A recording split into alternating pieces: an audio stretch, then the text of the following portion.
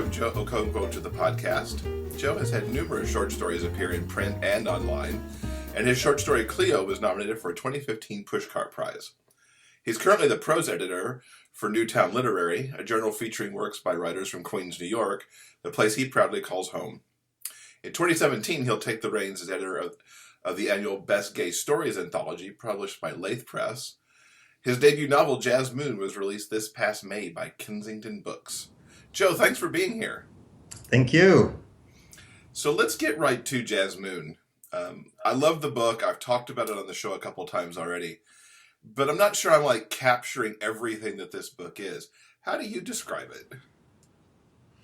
I describe it as part coming out story, part love story, part personal and creative journey, odyssey, set against the backdrop of the Harlem Renaissance and Jazz Age Paris.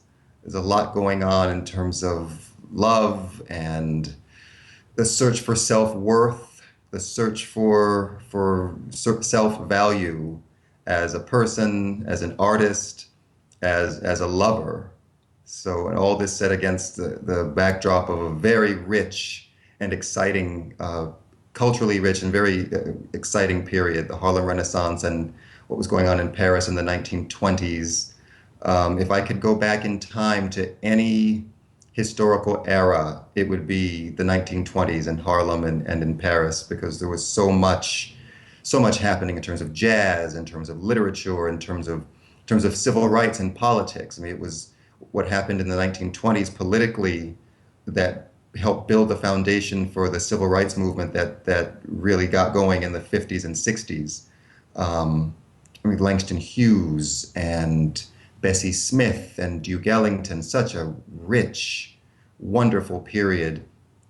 It was also a very difficult period for African Americans because there was rampant racism in this country, Jim Crow and discrimination and violence, lynchings, race riots. So it was a rich time, but we can't forget that it was also a very difficult time. Right, and it certainly made some of the passages quite difficult to read. Some of the things that went on in the book, and to know that those, in some cases, some of that feeling is still around today. 80, 90 years later. Exactly. I mean, there's still so much work to do. I mean, during that era, you had voter suppression, and during this era, you have voter suppression. Back then, you had violence, police violence against African Americans, and unfortunately, that has not changed. So there's sometimes when I think about the Harlem Renaissance, I realize that a lot of what was going on then is still a problem now. Mm-hmm. And I do like how you struck the balance between the energy and the excitement of it all, but then the other realities of it as well. Right. What was your inspiration for such a sweeping book? Well, I love that era. As I said, it's just such an amazing era, and I had wanted for a long time to write a gay story set in that era, because there was so much going on in terms of the gay stuff in that era too. I attempted to write a short story about it a long time ago called The Portrait, and I was in a fiction workshop in undergrad and wrote that story, and I wish I probably still have it on a floppy disk somewhere that tells you how long ago it was written. And I'm sure if I were to reread it now, I would probably laugh out loud, because I'm sure it was just awful. And then in 2004, I found out about a short story contest sponsored by one of those writers magazines, like Poets and Writers or The Writer or Writer's Digest, one of those. They had a short story contest, and the word limit was 1,500 words. And so I still wanted to write this Harlem Renaissance story. And I thought, oh yeah, I'll enter this contest. I can write this in 1,500 words, no problem. Well, 12 years and 93,000 words later, finally we have a book. I came to the project already knowing a good deal about the Harlem Renaissance. I already had an interest in jazz of that era. Duke Ellington, Bessie Smith, Ethel Waters. had a great affinity for the black entertainment of that era. You know, Shuffle Along, which is now a big hit on Broadway, first started in 1921 and was a landmark Broadway musical production. Um, I had a great affinity also for the literature of that era. I remember reading Langston Hughes's first novel, not his first published book, but his first novel called Not Without Laughter, published in 1930, and I loved that. And there's something about the richness of the era that just appeals to me. And I think maybe because blacks had it so difficult, had such a difficult time in that period, and had to fight and work so hard for any kind of recognition, I think I find that inspiring. I mean, I have it easy compared to what African Americans of that era had to go through. So I think that inspired me to write this story as well. And the gay stuff. I mean, it was such a I mean, homosexuality was not accepted per se, but people knew it was going on. It was more or less live or let live. I mean, it was the gay stuff was underground, but people were very much aware of it. I mean, there was an annual drag bar in Harlem, for example, that was one of the social events of the season, and a lot of people, mostly straight, came to see the fabulous drag queens and their fabulous outfits. I mean, there were gay bars. There was a place called the Yeah Man. There was a place called Edmonds, which was Fifth Avenue and 132nd Street, I think. I think I referenced that in the novel, and it was that particular bar was very low down and raunchy, and drag queens and transvestites and all kinds of stuff happening. Ethel Waters, the great singer, started her career singing in that bar and in places like it. And there were buffet flats, which were basically the Harlem Renaissance equivalent of sex parties or sex clubs. You would go to a house or an apartment, and in each room there would be a different sexual activity going on, and you could take your pick. So, for instance, if you like to see two men doing it, you would go into the room where there were two performers, so to speak, two guys having sex. Or if you like to see two lesbians doing it, you'd go into a room and there would be two lesbians doing it. Or if you like to see a threesome, you'd go into a room where that was going on. So it was called a buffet flat because it was a cafeteria style uh, selection, and you could take your pick. And I talk about that in the novel too. So there's just a lot of stuff happening culturally, sexually during that era in Harlem that has a great deal of appeal to me. And I think part of the reason is that it was underground. A lot of it was dangerous, and that I guess the naughty side of Joe Okonkwo kind of likes that. Clearly, with writing about the 20s and setting in so many different places between Harlem and then what happens on the cruise ship during the journey to Paris and then in Paris itself, there's a lot of research for the book. Was there a particular aspect that was more challenging to dig into than others? I think because I've never lived in Paris, and I've actually only visited Paris twice. So that was challenging. I went in 2011 and then again in 2012, partly specifically to do research for the book. So to get a real affinity for a place that I don't have never lived and not even visited that much, that was challenging. And then, of course, whenever you write a historical novel, the challenge is you want to get the not just the dates and the names right, but the little details. You know, for instance, on the ship to Paris, I found out that there were sometimes on ships on these ocean liners there were carousels. I mean, full-fledged carousels. You know, that like you would see in Central Park or an amusement park. There were replicas of Parisian cafes, complete with sidewalks and palm trees. These cruise ships were basically these floating palaces. So that was probably the most challenging thing to write because when I first wrote the cruise ship section, the ocean liner section, I didn't include any of those kinds of details, and it wasn't working, and so I had to really dig in and do some reading and find pictures and find information about what these ships were like in order to really bring it to life. And I I think I accomplished that. I think the ship section might be one of the better written sections in the book as a result. You captured it so well. I mean, I felt like the first time I told you after I'd read the first chapter excerpt you had, like I felt the whole buzz of of jazz era Harlem, kind of right there. Hmm. And then the cruise ship too. It's like I've never even been on a cruise ship in the modern age, much less back in the 20s. And I felt like I was, sitting right there. So I think you did to me a great job of capturing the feel and essence of it all while still, really paying attention to your characters, which I liked a lot.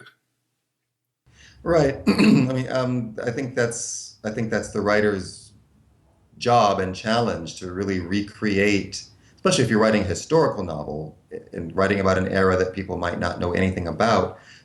The challenge and the job, the task is to bring that era, bring that ship, bring that neighborhood really to life as visually as you can. And that was my goal to really be able to really paint that picture, to create that picture in the minds of the reader so they can feel like they really are there.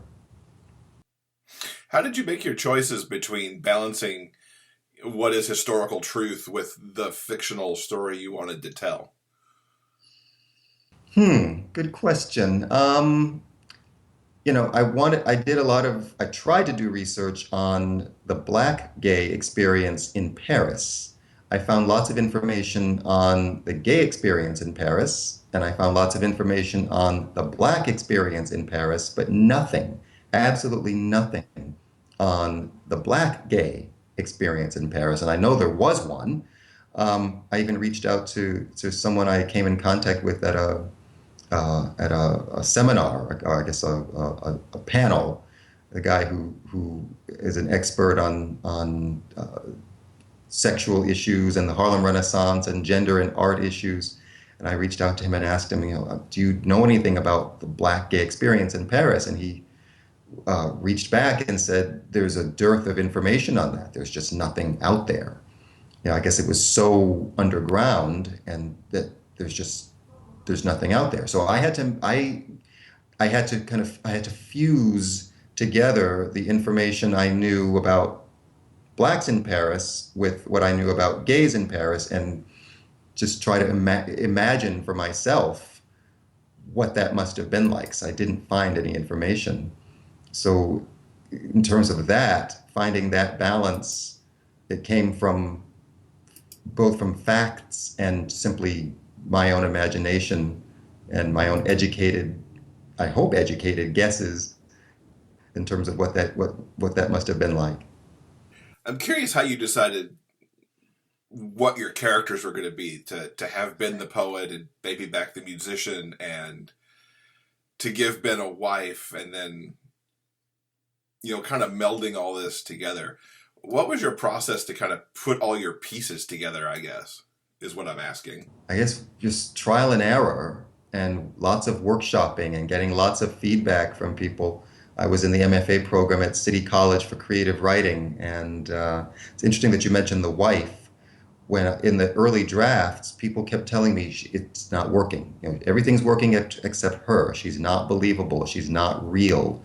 So I had to work really hard to bring her to life. But yeah, I think just trial and error and lots of drafts and lots of feedback and um, you know, tapping into my own experience as a gay coming out process, a difficult coming out process, although not as difficult as the protagonist in this novel, thank God, not as difficult as that. But whenever I hit a roadblock, trying to document his coming out process, I would think about what it was like for me, I would think about different aspects of my coming out process, and that certainly helped. And as far as putting all the pieces together, none of these characters are based on me specifically, but there's a lot of me in each of them. There's a lot of me in Ben. There's a lot of me in Baby Back. There's probably a lot of me in Angeline too. And I didn't realize any of that there was so much of me in these characters until I was almost done writing the novel. And I would go back and read sections. I would think, oh yeah, that's kind of me, isn't it? So yeah. So what's your writing process like with something like this? There's some outlining, which I tend to do by hand. Mostly I compose directly at the keyboard. I do a lot of brainstorming. Sometimes if I need to brainstorm, I go take a walk. I live in Astoria, Queens, and there's a nice park, and I just sometimes just take a walk out to the park, and I take my phone, and as ideas come to me, or as entire passages come to me, I'll take my phone out and type them into this memo app I have on the phone. And the process also includes lots of trial and error and lots of workshopping and getting a lot of feedback. And you mentioned your MFA. Was this the primary thing you worked on with your MFA? Yes, this was my thesis, and it's funny because when I first started the MFA program in spring of 2011, I thought I would finish the whole novel by summer, and start a new novel in the fall, and that would be my thesis. I had no idea what writing a novel was like. I had no concept of how long it took and how complex it was. I mean, Jazz Moon was published as a short story, and I thought that the short story would just be part one, and I could just go from there. But the short story needed a lot of fleshing out and a lot of expansion because it was just a short story. And I went into the process of the MFA having no clue what that was going to be like. And I was overly ambitious, thinking I would finish Jazz Moon in a few months and then start something else. But it didn't work out that way. I ended up working on Jazz Moon working on it in the MFA program from 2011 till I graduated in 2014. So it took a while to complete. And of course, like I said, it started as a short story in 2004. So it was all in all has been a 12-year process. Mm-hmm. Did the short story writing overall prepare you to be able to take this on? I assume that it must have to some degree, and then it just, you ended up going from 1,500 word things to 90,000 words. I mean, to some extent, it prepared me because that short story provided the foundation, and my other short story writing, I think, certainly helped. Although I think my short story writing since I started Jazz Moon is a lot better than what I was writing before that. But short story writing is a whole other, completely different animal than writing a novel, because you have a much shorter period of time to get across whatever you want to get across. With a novel, you have 93,000 words to do it. The science fiction writer Octavia Butler said that she hated writing short stories because when she would write them, she would realize that her short stories were really an attempt at writing a novel. They were really novels in waiting because it's such a different, really a completely different art form. Right. So who are your author inspirations? Toni Morrison. She is my absolute favorite writer. I love what she does with language. I love how she documents the Black experience or different aspects of the Black experience. I mean, her novel Beloved. I mean, I read it probably 20-something years ago, and then I reread it a couple of years ago, and I was struck by how she depicts slavery. I mean, I think all of us have a big picture understanding of slavery and what it did to Blacks, but she discusses slavery, depicts slavery in such personal terms, you realize that it really destroyed people on a personal level, on a spiritual level. And that kind of destruction doesn't heal easily. It doesn't heal within a generation. And it's easy to see when you, at least for me, it was easy to see reading that novel how centuries later, blacks are still suffering and reeling from that experience because it destroyed people on such a personal level. So Toni Morrison, James Baldwin, his novel Another Country was the first gay novel I ever read. I read it back in high school, not as part of any curriculum, but I had the set of encyclopedias, and I read about him, and I read about this novel, and I found out that the novel was about it had gay issues as well as interracial issues, and I was intrigued, so I read it, and it was really good. I reread it a couple of years ago, and I was surprised at how difficult it was, and I was surprised at how, as a high school student, I was actually able to get through it. And I loved it. And when I finished reading it all those years ago, I felt depressed because, I mean, these were my people. They were black and they were gay, and I mean, I was still very, in high school, I was still very closeted. And so these characters in this novel became friends. And so when I finished the novel, I felt like I was leaving these friends behind, and I got incredibly depressed. Alice Walker is a favorite writer. Alice Hoffman, Thomas Hardy, I have a great deal of regard for. Mary Shelley, I love Frankenstein. It's one of my favorite books. What else? Who else? Langston Hughes, I love his prose as well as his poetry. Sarah Dunant, who wrote The Birth of Venus and In the Company of the Courtesan, both set in a different Renaissance, the Italian Renaissance, both wonderful books, and how she brings those eras and those locales to life. I mean, it's challenging enough to bring an era, relatively recent era like the 1920s, alive. I mean, to bring an era hundreds of years ago, to bring that to life, that's a special gift. So those are some of the authors who I truly love. And what would your words of wisdom be for other first-time authors working on their first novel right now? Keep writing and keep reading, and just read everything. Read fiction, read genre fiction, read mysteries and thrillers, read politics, read the news. I mean, I love political writing. I'm a political junkie, and I really do think reading politics helps my fiction, because political writers have to get information across very efficiently, but also in a creative way that keeps the reader reading. And that's what a fiction writer has to do. So I've learned a lot from reading political writing. What else? Workshop, definitely workshop, whether that's in an MFA program or in some kind of structured setting, or just or getting feedback from fellow writers whose opinions you respect. So reading, writing, and workshopping. That would be my advice. And what's coming up next for you, besides taking over Best Gay Stories next year?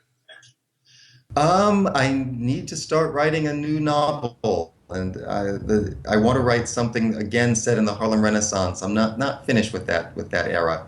There's a woman named Gladys Bentley who makes a cameo actually in Jazz Moon, and she sang in a club called the Clam House, which is also in the novel. She was a drag king. She was a very overweight woman, and she was known for wearing a white top hat and white tuxedo and tails. She was a blues singer and pianist, and she was known for taking contemporary songs and changing the lyrics and making them raunchy.